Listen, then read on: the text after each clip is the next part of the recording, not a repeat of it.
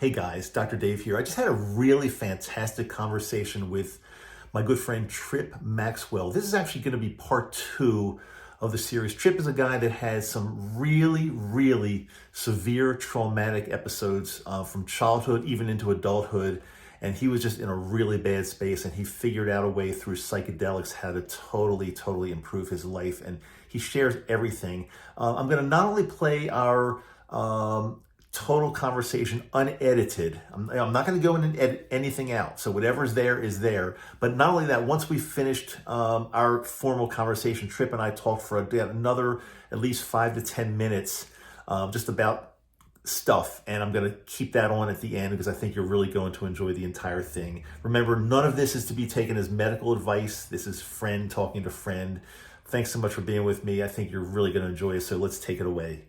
So Trip, welcome back. Last time we were talking, you shared a lot about your childhood and growing up, and even into adulthood, your jobs, and you had it really tough. But today, I want to get into exactly what you've done to kind of get out of that crazy life, whatever you want to call it. So, if it's okay with you, Trip, take a few minutes, really briefly, and just kind of recap in the shortest way possible, just in case somebody's watching this one, but they didn't see the first video, a little bit about your growing up and into adulthood. Then we'll take it from there and want to find out exactly what you've done to make your life so much better. Okay. At 18 months old, I was kidnapped for 3 years by my father-in-law. I was returned to my mom shortly before I turned 5. I grew up in domestic violence and constant moving in the middle of the night. I saw a lot of bad stuff. I ended up in foster care between the age of 12 and 18 because I left my mom. I knew there was something wrong with the whole situation. And I joined the military at the age of 20, pulled a short contract, got out, and worked as a police officer in the state of North Carolina for about 4.5 years before I ended up going through a really nasty divorce.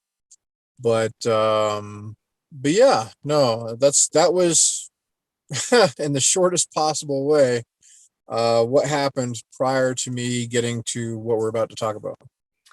Okay, well, thanks for the recap. That was actually perfect. I think you could not have done it any better. Short and sweet. If anybody wants to go back and see in more detail more about your life growing up, I'll try to put a link somewhere right up here somewhere. I'm pointing, but it'll be up there somewhere.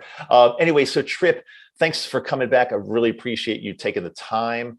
Now let's get into what have you done? What have you discovered to, I'd say, totally turn your life around and live the life that you deserve and feeling so much better every single day? How did you do it? Because I've got a lot of followers and viewers that are in a really tough situation, maybe not as tough as what you were in, but really tough situations. And I get asked almost every day, okay, so what do I do? I talk about microdosing.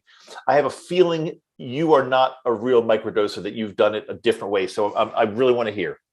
So yeah, I'm not a microdoser. I'm a macrodoser for the most part. All right. So to kind of answer the question, I got to go in a chronological order. I was in a really low spot in my life. I was at the lowest place I could possibly be. And I just happened to be with a group of people one day, and they're like, "Hey, you want to try some mushrooms?" And I had been former law enforcement, but I was so low in the way that I felt, I was like, screw it, whatever. And I took the mushrooms, and I immediately knew this was not a toy, right? I felt better the next day. I think I took like 2 grams, and I felt human. I had PTSD, the kind of PTSD that kind of makes you like shut off emotion. You become like a brick wall. I felt most of the emotion I had was very blunted. I could feel anger very easily, but everything else was very blunted. So the next day after taking it, I felt human. And so I went on the internet and I looked up PTSD and magic mushrooms, and I found that there was research, all sorts of research for all sorts of different things for these things. And so I kind of dove into it. I started acquiring more, started upping my dosages. Um, During a really bad situation where I was going through a breakup, and I was staying in a hotel, and I didn't have an apartment or place of my own. I only had the hotel for about a week, essentially homeless. I decided to go ahead and do a 7 gram trip. I had built up to like 5.5, 6 at one time, but I just went ahead and did a 7 gram trip, and I discovered what I now refer to as a threshold dose. And a threshold dose is the point of no return. The the changes that it causes inside of the brain become permanent, right? So the ability to let go of what's going on in your life, trauma, you become allergic to BS and drama too. So you end up avoiding people that bring that into your life. That was the start of how I got into it, as on a deep level. Um, After my threshold dose, after I noticed the changes, I ended up doing 7 grams every 2 weeks for about 6 months, and completely burnt out all of my trauma. What ended up happening though was, as my PTSD went away and I had no more trauma, I actually gained the fear of death. So for the first time in my life, I actually cared, and I gained like I actually was having an existential crisis. For like 6 months, that's all I could think about every day. I was thinking like, dying, what happens after death, blah blah blah.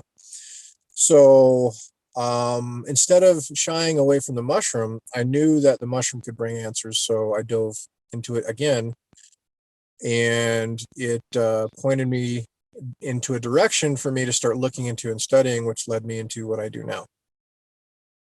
Which is what? What do you actually So I do got now? into spirituality, but I didn't get into spirituality for spirituality purposes.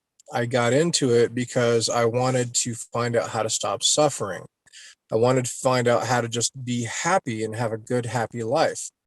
So I studied a lot of the Eastern stuff, things from all over the world, and I found a very common denominator in all of them, which is, in spirituality, the first part of spirituality is actually psychology.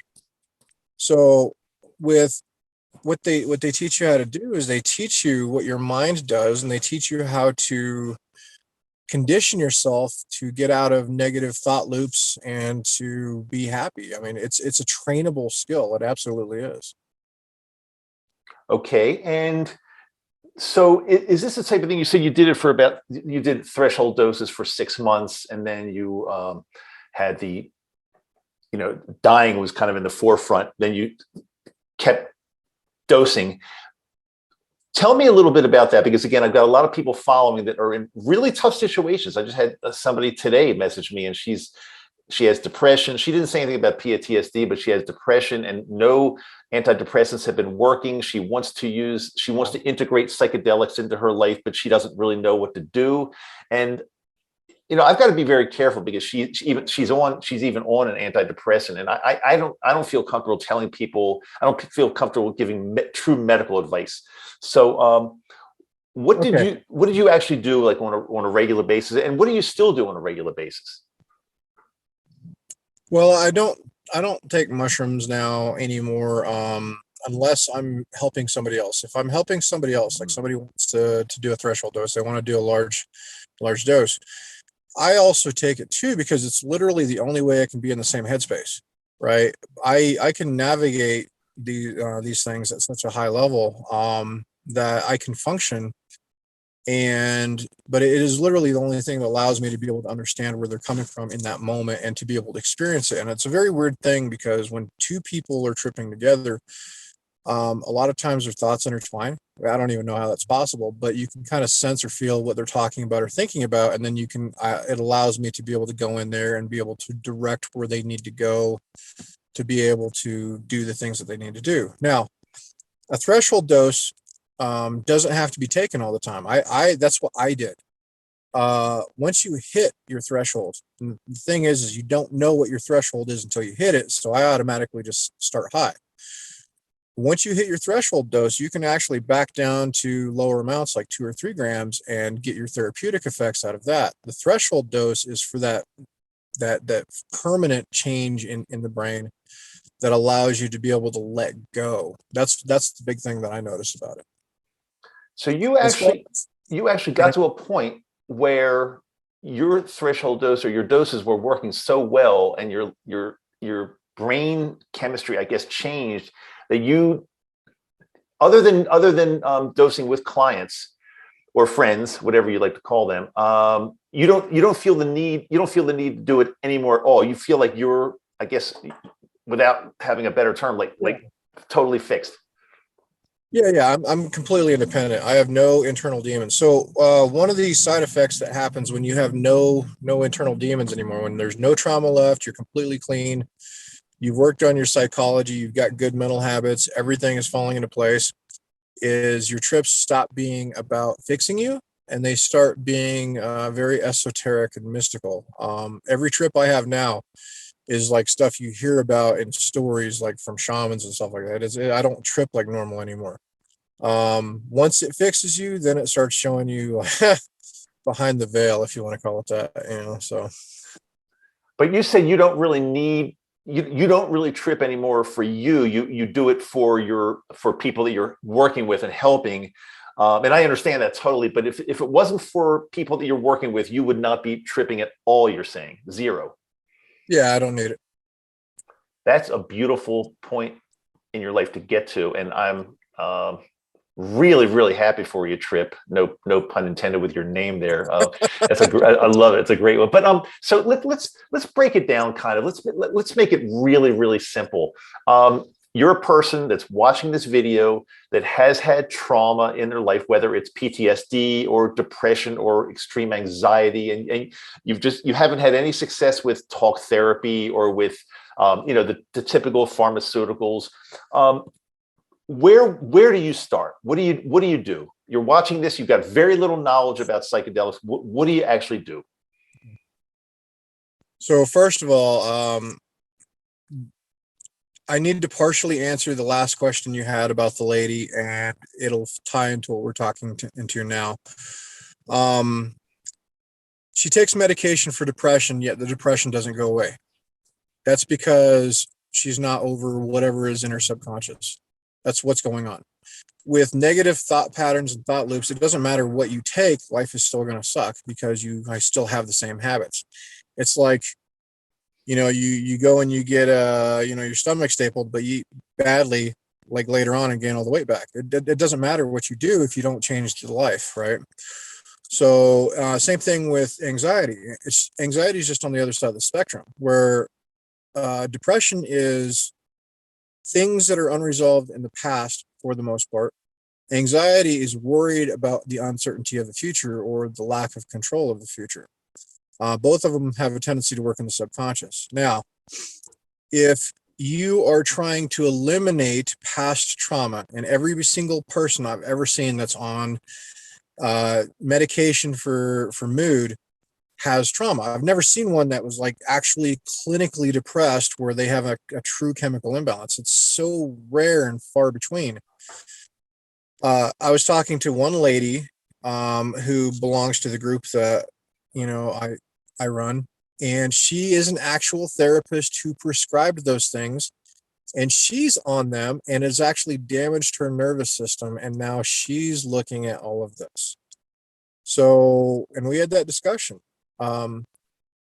Science, doctors, they like to think they know everything, but science changes all the time, and they've realized that what they thought they know was just the best guess, So somebody who's trying to get over trauma, I think macro dosing, at least your threshold dose at one time, is absolutely necessary. And every person I've ever prescribed that to that has done that has had everlasting long-term changes that allowed them to be able to do the necessary work going forward and make it more effective. Okay, great. Well, let's talk about that. Let's talk about somebody's watching this and they want to do a threshold dose. Is the Yes. threshold dose, you said for you it was 7 grams. Is it different for everybody? How do you know what your threshold dose is? And also, do you just ingest 7 grams? Let's say that's your threshold dose. Do you just ingest 7 grams and sit on the sofa and hope for the best? Or what do you do? And do you need a trip sitter? Suppose things go bad. I mean, how do you actually do it? So the great thing about a threshold dose is it doesn't require your participation. You don't have to do anything, right? It's doing it for you. It's going to go in there and it's going to rewire stuff. The bad news is if you have traumas and everything, it is going to be like 10 years of therapy and an 8-hour stint. Now, if you're talking about the safety aspect, whether or not to do it alone, one, if you've done numerous amounts of mushrooms before and you can trip alone, you'll be fine. If you are one of those people that you have 3 or 4 drinks and you're dancing naked on a tabletop, don't do it, without a babysitter, or a trip sitter, because the last thing you want is somebody to call 911 because you're running naked down the street. It doesn't really happen, but I mean, you hear about it and usually like urban legends, but yeah. So, if you are one of those people who you actually seriously worry about losing your stuff, going psychotic and killing yourself, trip sitter, right? If you own guns, don't do it where the guns are at. Okay. So, everything is, think about it. Worst case scenario that you need a trip sitter. Best case scenario, you're going to keep your stuff together. I know that people who have dogs or kids, they have a tendency to keep their mind together better because they're worried about something bad happening and they don't want something bad happen to their dogs or their kids. So that kind of keeps them grounded no matter how bad the trip is. But you know what? This is one of those you have to find out what works for you kind of thing. And I mean, there's really no way around it. And what's the worst case scenario? You trip by yourself, large, threshold dose, and you just start feeling like things are going downhill and you're afraid and you feel it's a bad trip. And you're by yourself. What do you do at that point? Turn on all the lights, put on some nice music. I suggest something like reggae because what it does is it sidetracks your mind. Because that's what's happening is when you take mushrooms, your mind becomes overactive. So the inner voice that you have, your ego is what they call it, becomes overactive. It makes you think of all the bad things that have happened to you, all the bad things you've done to other people. It makes you feel terrible. It makes you wonder, if life is worth living, if there's a God. It's literally like everything all in one. It's not necessarily like that. I mean, I knew a lady who she took a threshold dose, and because she'd already dealt with so much or had so many deep realizations, hers was the exact opposite. Hers was more of a mystical experience, but for most people with depression or anxiety, there's usually some sort of trauma or abuse in the background. So, just tell yourself this will end. Don't call 911 unless you're actually dying. I'll tell you what Terrence McKenna said. Terrence McKenna said, "It can't kill you, but it can make you think it can." I've heard that too. So, Right. I've heard that. Exactly. Exactly. so don't do anything. You don't have to do anything. For those who are scared, because I mean, you will get anxiety going, you'll be like, you're about to take a big dose, and it'll bring on its own level of anxiety. Um, just realize you don't have to do anything. Just if it gets bad, turn the lights on, go on YouTube, put on some reggae, and make sure make sure that you know the time that you went into the trip, and just keep telling yourself it will end. But here's the deal: for people who have done everything else in life and it's not worked, they've lived a life of hell. What's another 8 hours? Usually the major part of the trip is going to be 6 hours. You're going to have about an hour or two after that of come down. You're still going to have deep realizations. You'll be able to think fairly well. In fact, you'll be able to think very enhanced. So if you've lived a life of hell, what's 8 hours? You know. I get it. A little bit of a sidebar. I've got a kind of a personal question for you. So I've never done a threshold dose. The trip, the most I've done with mushrooms has been in the 2.5 gram range, which I really enjoyed a lot. But one thing I found, and I don't know if you've heard of this at all. I don't really read much about this, but one thing I found is that whenever now I take cannabis, and I don't do it at the same time. So like, let's say I do like a microdose or maybe a mini dose, and then maybe that evening or the next day I'll do some cannabis, some edibles, which I really enjoy. I noticed that the way I feel on cannabis now is totally different. I've been a cannabis user since high school. I mean, I grew up in the 60s and 70s, so I know my way around cannabis very well, and I really enjoy it. But since I've been microdosing or even mini dosing, I've noticed the effects feel totally different. And I want to share this with you and get your opinion. The other night, it was a few nights ago, I ate about a 15 or 20 milligram edible cannabis, and I was ready to go to this sound bath, which I'll get into another time. It's really a really cool acoustic experience. But while I was still at home, you're familiar with that? Yep. So cool. But while I was still at home after the cannabis already had taken effect, I was just sitting on the sofa, just kind of, I don't know whether you just sitting there meditating or doing whatever I was doing, and I felt like the effects of the cannabis were mimicking the psychedelic, because I'll share with you, first of all, things were very like wavy, and I felt like it was very trippy. It wasn't a normal cannabis high at all. And then they got to the point where at one point I really felt like I possibly could have been dead. In other words, I was sitting on the sofa thinking I might be dead. But it didn't really bother me, and I knew on some deep level I probably wasn't, but I knew I thought I could have been. So I'm sorry, I was talking over you. So explain that feeling that I had, because it was real. It was totally real. So all right, if you get into deep level meditation and yoga with somebody who actually knows what the hell they're doing.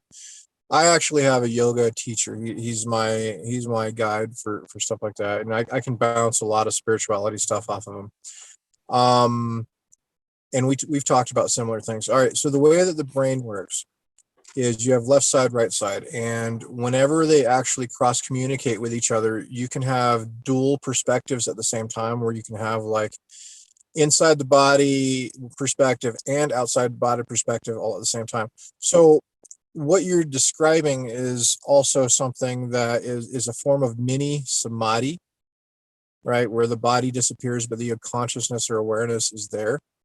So yeah, so with psychedelic medications, and I know you said you're on cannabis, and I'll explain that in a second. Psychedelic medication, especially mushrooms, they increase the networking in your brain by like 10 times. So you're able to see perspectives you've never seen. Now, they're also neurogenesis agents, which causes your brain or nerves to heal and or grow, right? So what you were doing is you were discovering soma, ancient soma.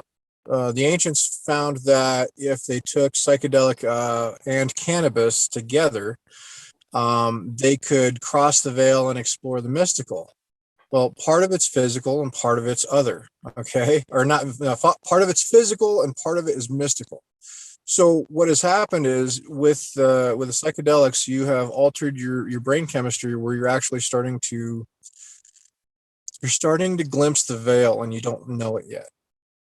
All right, you're starting to see reality differently, because reality as you know it isn't what you think it is.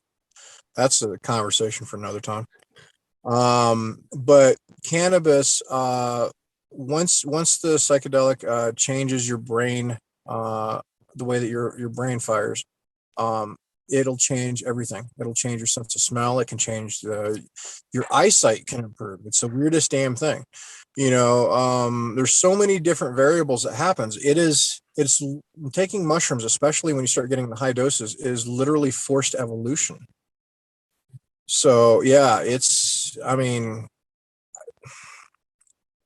I don't even know where to go with this after, Well, if I it must just, say, Trip, I've done a lot of cannabis just recreationally out of high school and college, and even over many decades.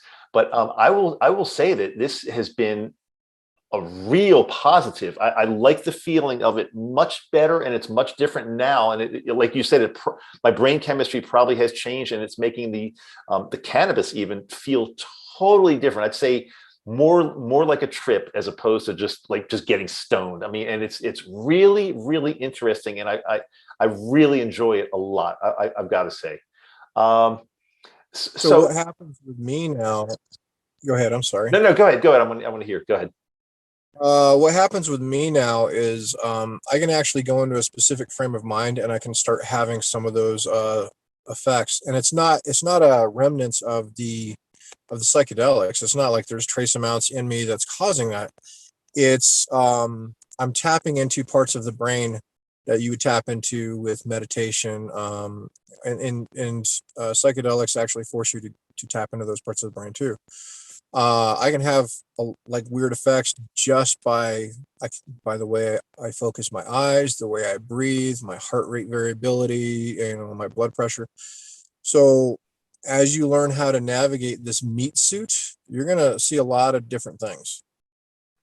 Yeah, and I already am, and they're mostly very positive. It's funny.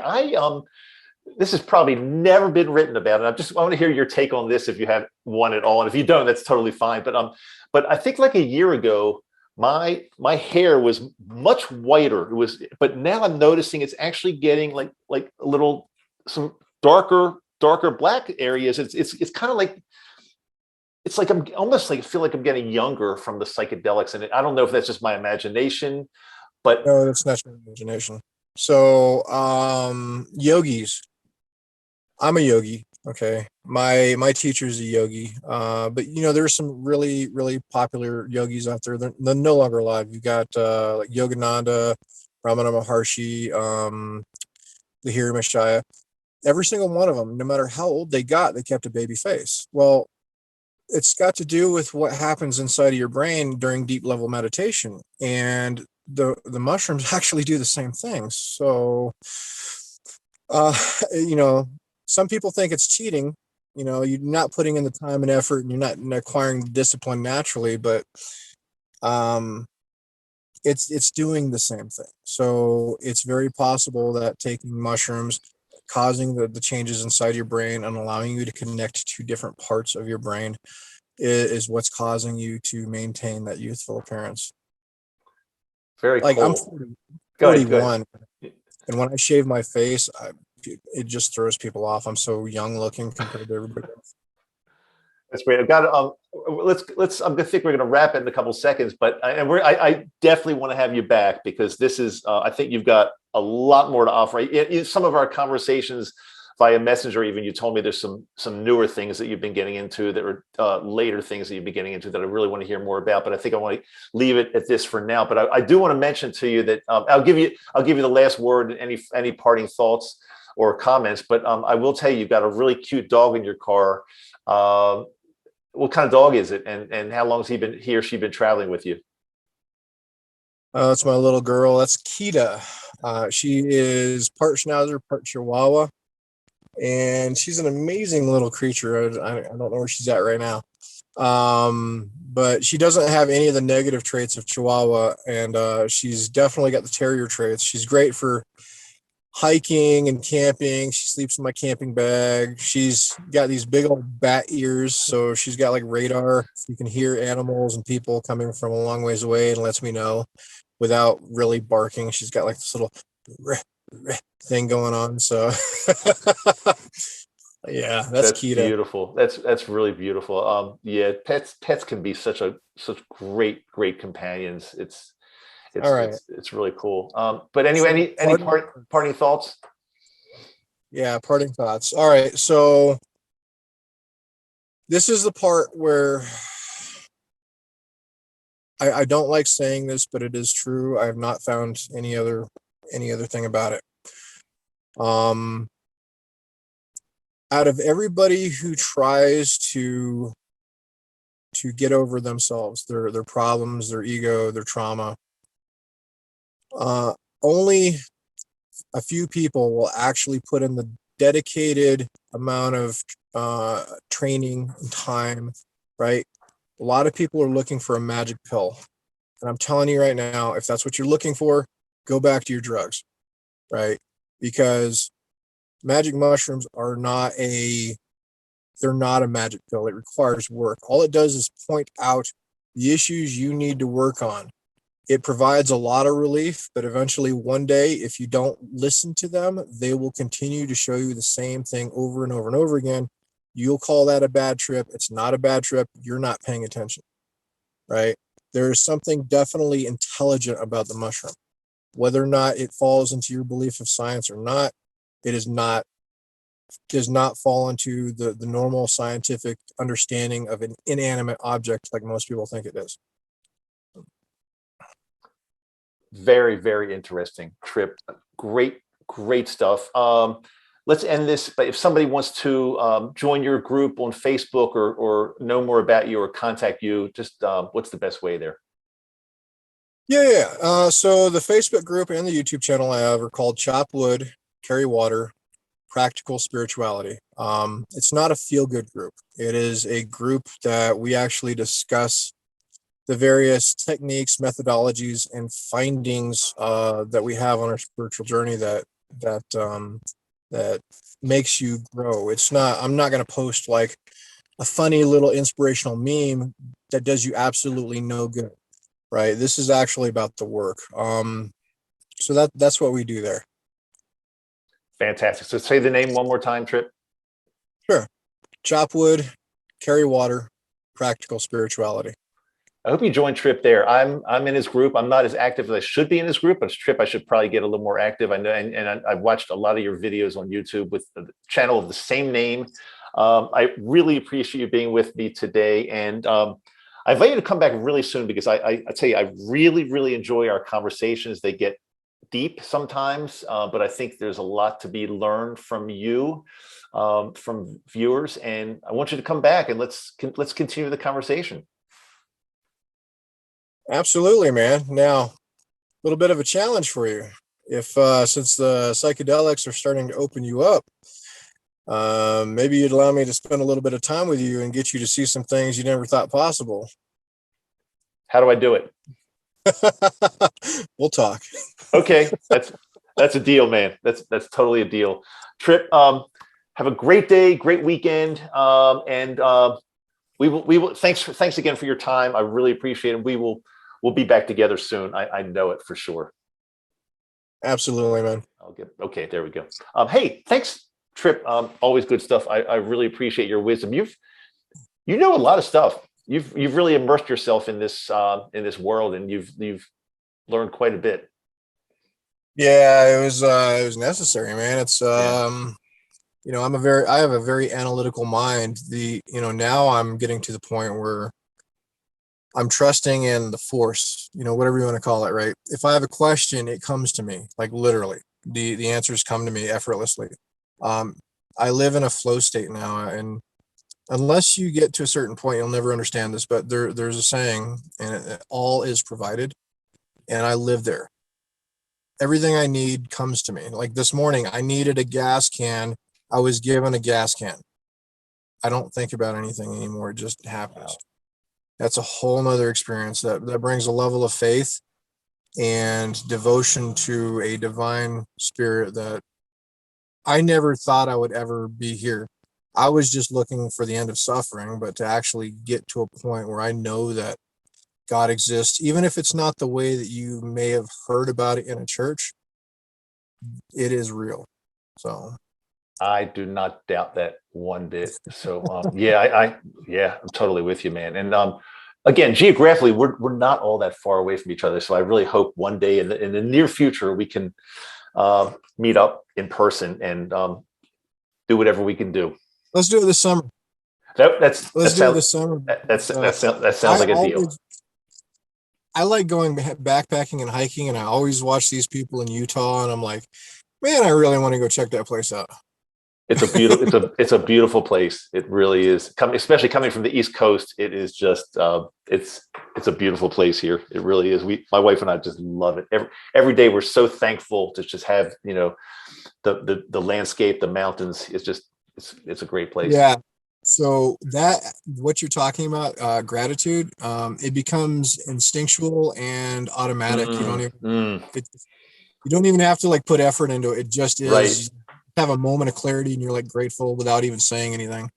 I'm so glad you know that, because like just I'll give you like a tiny example, but it's probably not so tiny. Just the other 2 days ago, we were my wife and I and a friend just went up to Brighton to ski for the whole day, and you get up to the top of the mountain. You're very familiar with ski mountains, and you look over the other side, and there's this beautiful valley you're looking down into. And I just said to both of them, I said, we're just so, look at this. I said, just look at this beauty. We're so fortunate to live here. We live in such a beautiful place, and we've got to be thankful. And they both really agreed. And it was just a great day. But every day I thank the universe for putting me in this beautiful place here.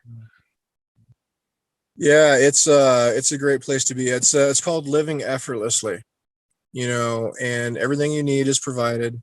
Mm-hmm. And you don't have to think about the future, like except for necessary planning. I don't have stress. I don't worry about anything. Bad stuff flows around me. It doesn't even come anywhere near me. Right. It's an amazing thing. Absolutely. Sure, You took a trip without even knowing it, right? Without even knowing the doors it would open for you. So it's, the things that you could do is just absolutely amazing. So cool. This summer, I feel we will somehow meet up, whether it's Utah, New Mexico, someplace in between, Sure. Arizona, wherever it might be, wherever we find ourselves, we'll do it for sure.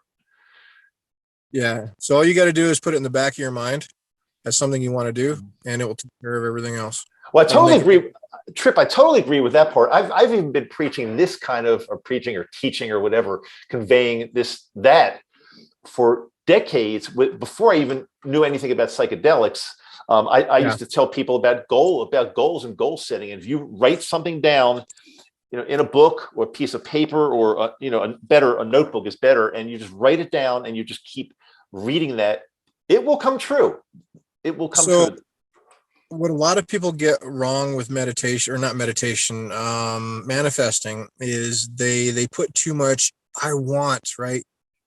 And what happens with that is the way that the universe communicates is not in English, it's in energy, right?